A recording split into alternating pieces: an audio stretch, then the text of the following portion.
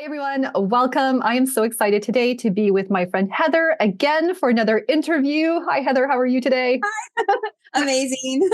We were just chatting before and we're just so excited because we were talking about how we just have so much fun and we like bringing fun into the work that we do also, right?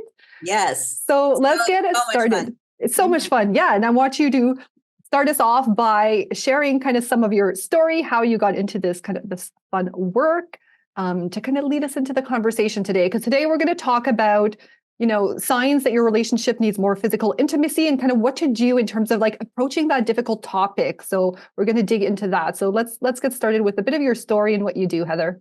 Yes. Well, thank you so much, of course, for having me here again. It's always a pleasure. And I was telling her that I get interviewed a lot, and she's one of the hosts that I enjoy. Like, I look Thank you. forward and I start, even in the middle of the night, I start thinking about, oh my God, I can't wait. It's going to be so much fun. And I don't do that Awesome. with everybody. So if you have the opportunity to get interviewed by this beautiful woman, I highly recommend it because she's an incredible podcast host and just a kick-ass person all Thank you so around. So much. but yeah, thank you so much for having me again. I think this is my second time, right, being on your podcast. So in case you are new to me, my name is Heather Tucker, also known as Sex Coach Heather on all the platforms. I'm on everything, so you can look me up there. And I specialize in working with men and women who are struggling to come out of themselves sexually after being under the religious oppression from the church. And now I get a lot of questions. Are you still a Christian? Do you still go to church? Yes, yes, yes, yes. I love God. I love God, and I bring him into everything that I do with my work and my daily life. But I do understand growing up under the church that there's a lot of things that are said to the people that are listening to the pastors, a lot of opinions. People take verses the wrong way and then they preach them that that's what it means. And so we become adults, we get married like I did, and we feel still, we're married now. We should be able to enjoy ourselves sexually, but for some reason, we still feel like sex is dirty and we can't do everything that we want to do. And God's not going to approve of us wearing this or that, or listening to that music, or doing this position, or whatever. And so that is what happened to my husband and I, which then led into our 12 years of having no sex at all. And there was a lot that went into that story. But a huge part of it was that both of us grew up in the church and we were told, no, no, no, no, no, oppress, oppress, stuff it down, stuff the desire down, stuff it, stuff it, stuff it. You know, and you put chains on yourself just because you want like so much to be approved by God and his people. But then you get married and it's so hard to just take those chains off right away. So that's what happened to us. That's what happens to a lot of Christians. And that's the work that I do, is helping men and women to take those chains off, to give themselves permission to step into God's freedom the way that it was naturally created to be, and to truly own our sexuality. It's a lot of work, but it's like so freaking worth it, because you can start to have more fun together, come together more often, and not feel like you have to hold yourself back. Yeah, that's such an amazing story. And thanks so much for being vulnerable and sharing that, right? Like, I'm sure there are a lot of women out there, or couples who kind of don't want to talk about that necessarily, right? So I think it's so important to open up this conversation. And just kind of the first question I wanted to ask you today, I kind of threw it at you at the last minute. I'm just curious to know, what do you feel are the signs that your relationship needs more intimate, physical intimacy? How do you know that, maybe you are caught in those kind of that oppression still, or kind of those shackles, and how do you know, like, how much, yeah, no pun intended or anything, but how do you know, I what mean, are that some of can the be signs? fun if you want that kind of, experience.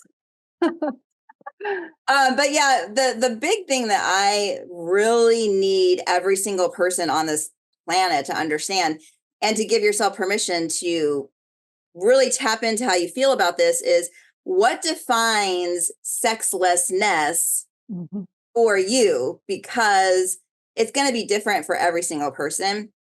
When I'm on stage, I joke about this all the time when I'm at marriage retreats or even business retreats, when they have me come in and talking about the balance of love and work. And It's so funny because every single one of us has different expectations that we bring into the relationship around how often that we should have sex and what that looks like for a quote healthy relationship. So these are conversations that we have to have every single chance that you get. You should have them when you first meet a person. You should have them when you get married. You should have them like every couple of months. You should get together and talk about this because you're going to change. Life happens, all this stuff. So define what that is for you. For some people, 12 months, they would have been divorced 8 months ago. Yeah.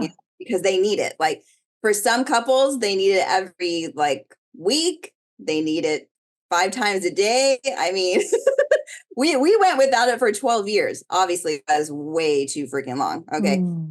For some couples, 12 minutes is it's too long, So define what that is for you. And then if it's different between each of you, you will have to obviously come to a compromise so that each person is not feeling unfulfilled. Because as soon as you start to even have the inkling of the feeling of, man, I just don't feel fulfilled for me. As soon as you start feeling that, that's when the porn comes in.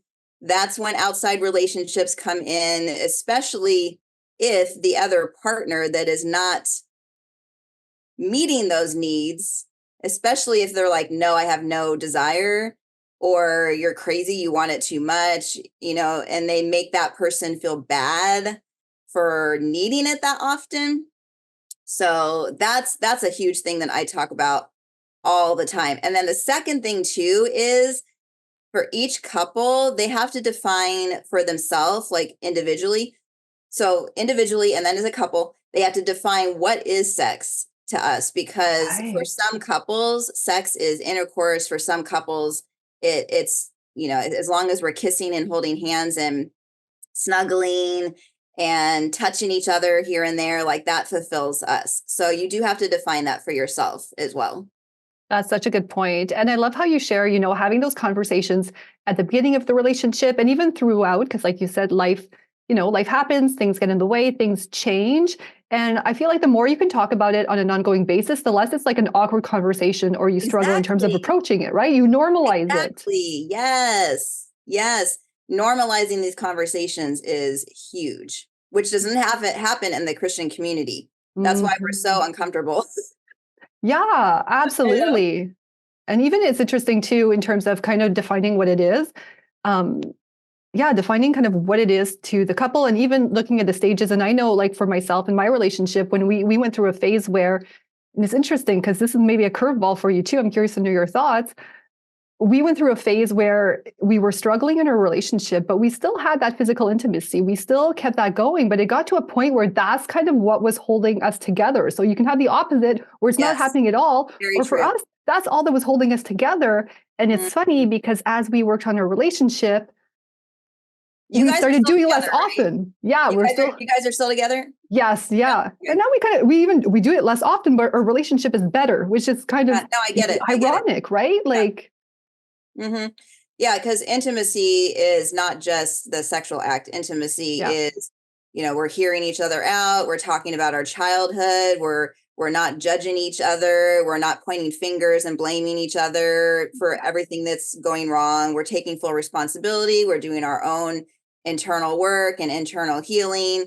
And we're having all these conversations as often as we can, not just about sex, but about our life, our goals, what we're looking forward to in the future. That really creates that solid glue of intimacy in a relationship. And there are several couples that I work with that have sex all the time, but they're having sex all the time is avoiding those more deeper conversations. So you're right. There's like that spectrum, and then there's the other spectrum. Avoidance. That's so good. Yeah, that's so true. I mean, sometimes it might be hard to come to that compromise, right, with your partner. Like if there is kind of a difference in terms of how often it should be and different periods of time. Like, what would you suggest kind of for those people? Like, is there a certain level of acceptance? Should you ever kind of compromise or wait? Are there times where, you know, maybe right now your partner isn't, their sex drive is lower, but later on, it can come back? How does that kind of look? I mean, if you look at our relationships, it's like this, it kind of reminds me of an ocean. The ocean goes out and it comes back in, right? It's this continual flow. And if we as couples can look at our relationships as this ongoing give and take,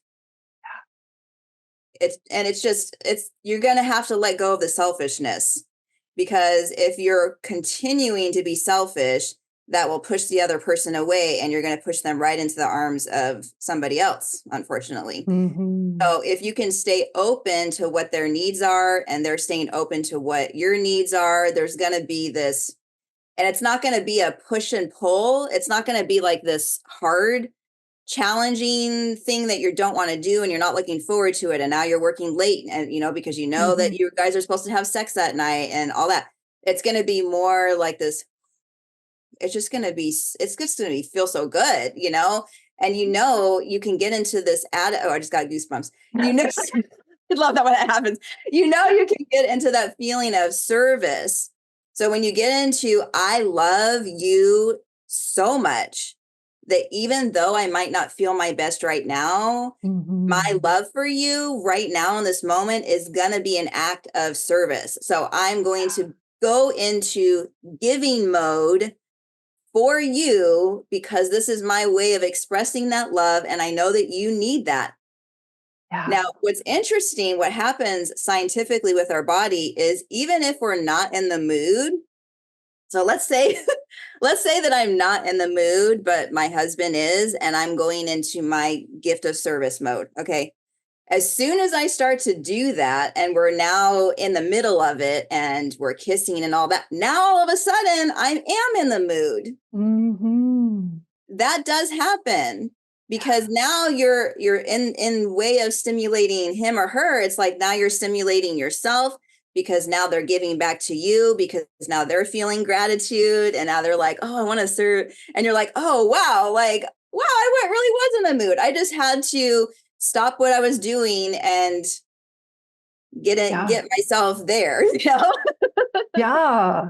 And I can imagine that's like a tricky spot too, right? Like finding yourself where you feel like you have to all the time. I know like some women struggle because it's like, oh, I feel like it's an obligation, but there's that mindset shift there too, right? Yes. Like you speak of, but at the same time, like it's balancing the mindset and always like, I feel like the conversation's maybe even a bit bigger, where it's not, it goes a bit beyond the act of service. There's the act of service, but there's still other things to address in the relationship too. So it's not about just like ignoring yourself completely and just giving in under the guise of a act of service, but that's a big part of it too. It's kind of that flow, not that ebb and flow, not so much that push and pull.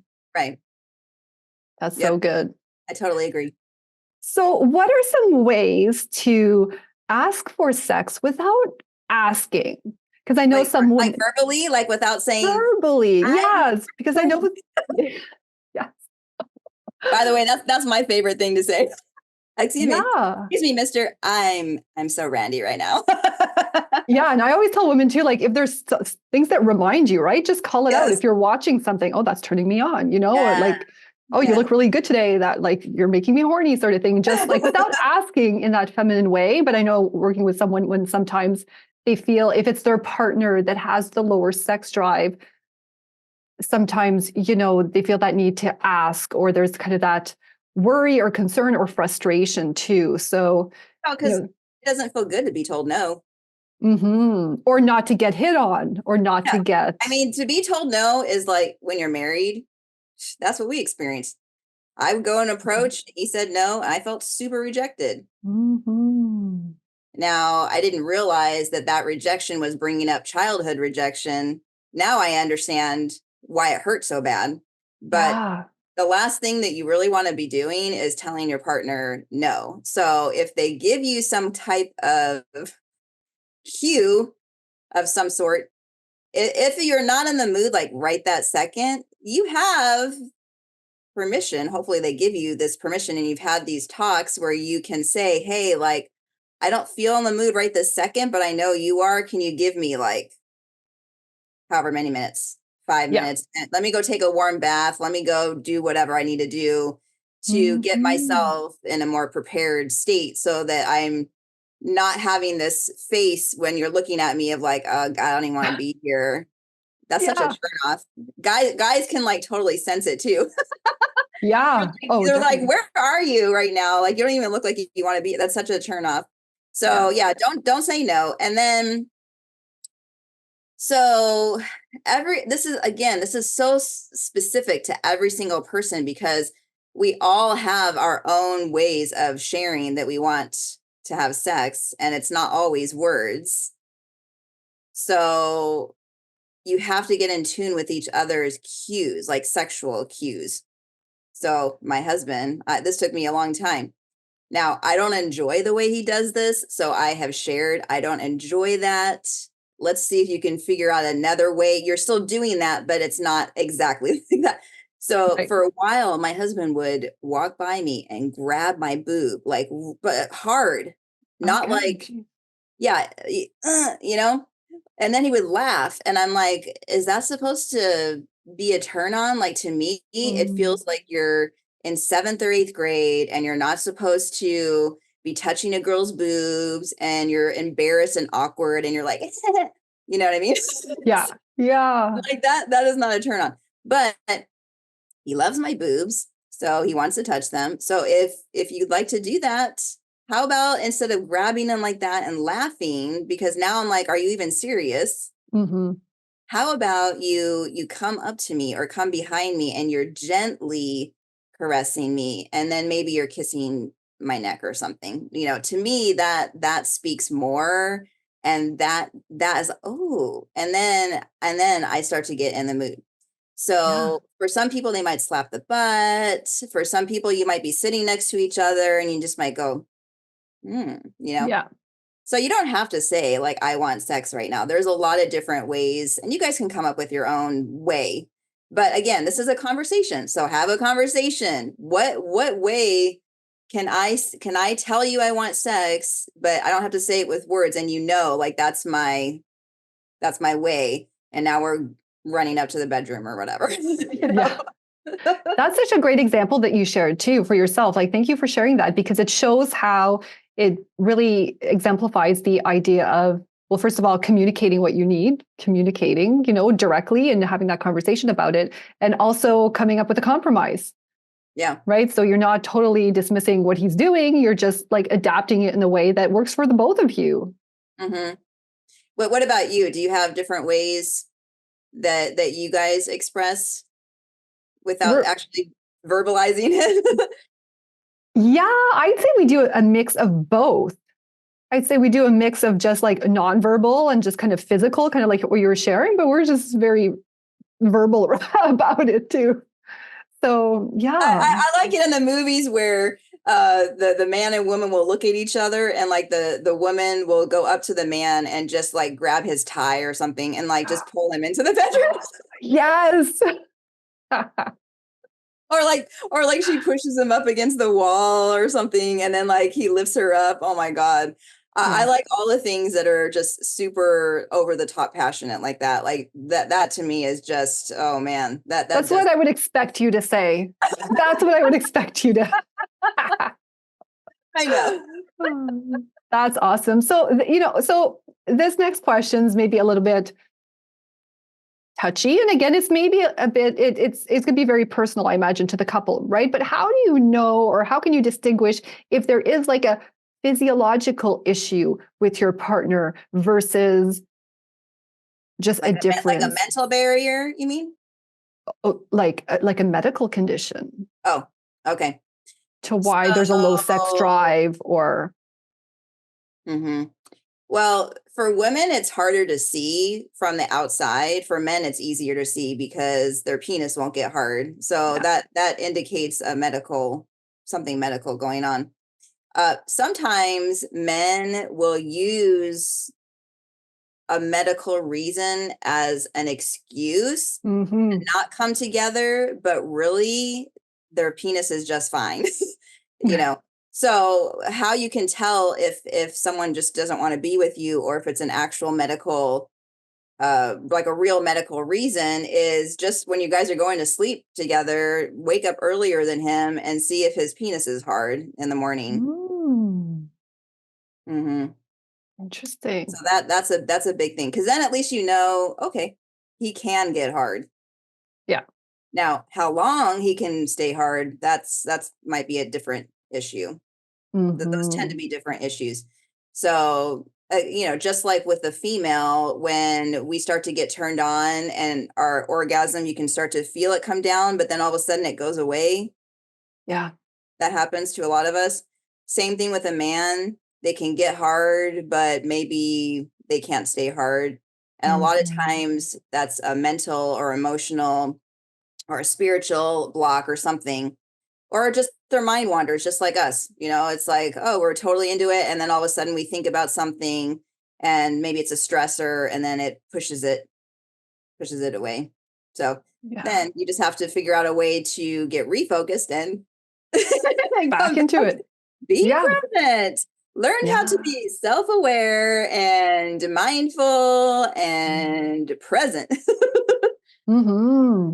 Yeah, those are interesting tips to put in that context too, in terms of mindfulness and and presence and stuff. I don't always necessarily, well, I'm sure a lot of people don't actually think of that in the context of physical intimacy and sex, but Yeah. there's a lot Well, that can, everything is connected, right? yeah, Everything is connected. That's yeah. how God on purpose created us to be, is for everything to be in alignment at once. So if one thing's Mhm. off, it's going to throw off everything else. That's Yeah. why I like to talk about chakras sometimes too, because like if you have a certain chakra that's blocked, then it's going to throw off your sex drive. It's going to throw off even wanting to be vulnerable and open up to your spouse. So Yeah. there's a lot of that we need to be aware of and to work on, and hire somebody to help you heal through anything that you need to, that might be getting in the way of Yeah. intimacy and sexual intercourse and all the good all the good things. Yeah. There's so many factors that can play in. And sometimes we tend to focus, like we said a bit earlier too, on the physical intimacy part, but a lot Yep. plays into it. And if there's other things that are kind of out of alignment, like you're saying, it's going to Yeah. show up. It's going to show up in the I mean, bedroom. if there's stuff happening in your relationship that's not in the bedroom, I mean, if you guys don't take care of that sooner rather than later, then you are going to notice that sex will be taken off the table, Yeah. and conversations will stop happening. You're not going to want to be around each other. I worked with one couple before, and she was like right on the verge of cheating because her husband didn't want to have sex with her. Yeah. And it got so bad that they were sitting on opposite ends of the house with their own TV. Like they literally were like in the same house, but doing totally different things all the time. So they weren't coming together to even talk. The Hmm. kids were holding them together. So Hmm. no, every situation's different, but you have to figure out what's really underneath the surface. Like Yeah. what's the root cause Hmm. behind what started the mental and emotional separation, which then disconnected, and then now the sex is off the table. Yeah. Because the sex can easily just be the symptom Yeah, oh, of it that is. root No, it cause. is. It is. Hmm. Yeah. Yeah, it's interesting too, because a lot of times when a couple will hire me, they think we're not having sex, or Mm. she has a low sex drive, or one of us can't orgasm, whatever, so they're Yeah. coming to me for that. Hmm. But then the more I work with them, which takes a couple of months to really dig underneath all the layers for the real thing to come out. Yeah. Oh, I spend time with them, I ask them a lot of questions, and then whatever comes up, and then they're like, oh, I remember when that happened. Yeah. But they never talked about it. They just let it slide under the rug, not understanding, wow, if we had dealt with that, we wouldn't have disconnected emotionally and then not wanting to be with each other. That's why I'm saying it's all connected. It is Yeah. all connected. Absolutely. That's amazing. So, hey, just to wrap it up and to leave the women with something after watching this this episode today, or this video, what is something that you encourage women? And you kind of shared a little bit earlier about something that can help put them in the mood. Like you talked about, just taking the warm bubble bath. I know you dance. Do you still dance? I try to, but I hurt my foot a couple of years ago. Oh, So some of the really? videos that you ladies are seeing me put up are from the past that Yeah. have come up on my memories, and then I put a new message with them. Okay. Now, if you see me dancing in my living room with the brown wood floor, those are new. But Okay. the ones in the studio, Yeah. those ones I haven't been able to do because they require you to wear a heel, and my Mhm. foot doctor says that I should not wear heels as often, Yeah. unfortunately, which is Oh. really sad. But yeah, to get yourself into the mood, man, again, you got to personalize this.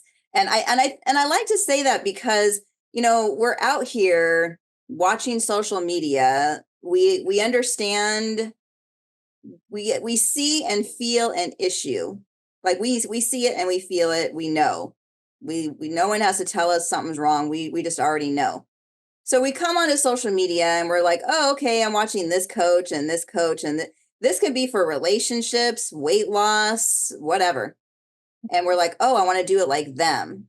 But it doesn't feel right to us. We're like, that doesn't come natural, doesn't feel good, But you think because you're seeing it online, if they're doing it that way, then that must mean that that is the way. But it's not. It's not.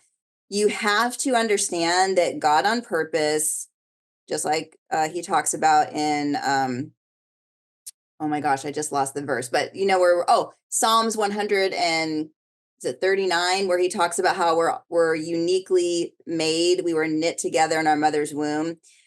So understanding that we are made on purpose to be unique, that means that you can give yourself permission, and only you can do this. I can't do it for you. She can't do it. No one else can do it. You have to do it for yourself. To give yourself permission to go inside and to figure out what feels good to you, what creates a sense of fun, what creates a sense of relaxation, what creates a sense of turn on, what does turn you on, because that's going to be different for everybody too. So you do have to do some getting to know yourself. And if you never did that before, it might feel uncomfortable at first because you might have some preconditioned beliefs from the church, from your childhood, from parents, from social media, whatever. So you might have to heal from those and let go of them and uproot them and all that, which is the work that I do with people all throughout the day. So that you can then give yourself permission to ask, like, what does give me the relaxation mode? What does start to get me turned on? What will get me in the mood? Because you can figure out for yourself, what can I do to get myself in the mood in under 5 minutes? It can be done. It doesn't have to take hours. Once you get to know yourself, like you literally will know for yourself what will get you in the mood like that. And if that means putting the kids over here with the mother-in-law, putting the dogs over here, whatever you got to do so that you can, now I will share for me, because sometimes people like to know, well, what does Heather, the sex coach, do? Yeah. So what I love to do is I love to turn on sexy, sexy music. Like R&B is probably my favorite to do that, because R&B has a very sexual undertone anyways. They talk about sex all throughout those songs. Yeah. So if you're hearing it and then you're moving to what you're hearing, and then maybe you start to touch yourself a little bit, right? So that's one thing. The other thing that I like to do is any time that I can feel sexy or look sexy, and I'm not waiting for Chuck to get his permission, hey, does this look good or whatever? No, I'm doing this for myself. So I will pick a lingerie piece that I like that makes me feel hella good. Like I will look myself in the mirror, and this is what you want to do. You want to be able to look at yourself in the mirror and go like, holy, like I look hot. No one has to tell me. I can see it. So you want to do those types of things.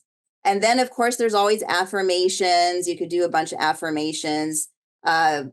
take a warm bath, light the candles if you're into romance, incense, you know, just do your best to tap into all your five senses, because as soon as you tap into your five senses, that tends to be when you can ignite yourself. Like Yeah. stoke the flame, as they say, in your vagina and in your penis if you're a man.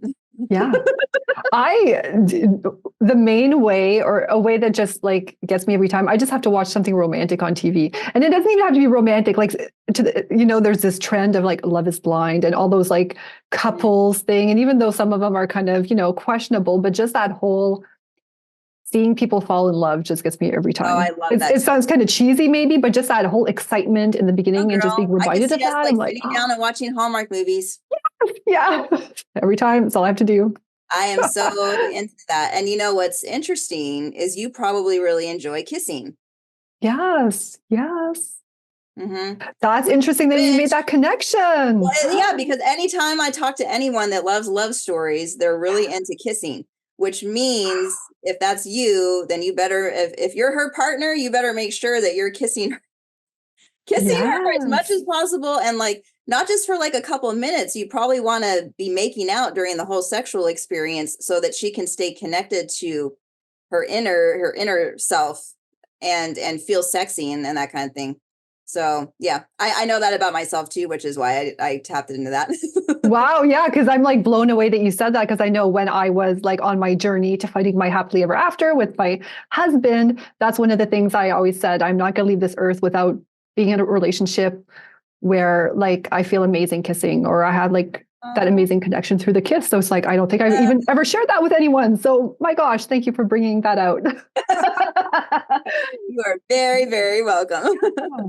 Awesome. Well, this was another amazing chat together. As always, I'm sure the people watching, the ladies watching, are going to want to know where to find you. I know you mentioned it at the beginning.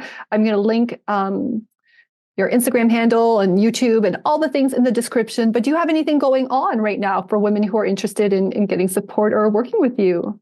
I do. Thank you so much for asking.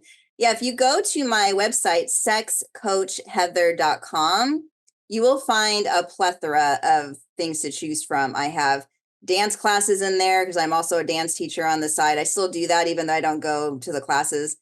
So you have a lot of classes to choose from in there. I have a couple different programs. One is specific for couples. If you're looking to reignite the passion and bring back sex and get everything that you want and learn how to communicate, there's certain ways of knowing the how to communicate that will get your man to open up and actually sit and listen to you. So many of us don't understand that, and our men are closed off, and then you're like 2 months later, I said that. No, you didn't. So that conversation.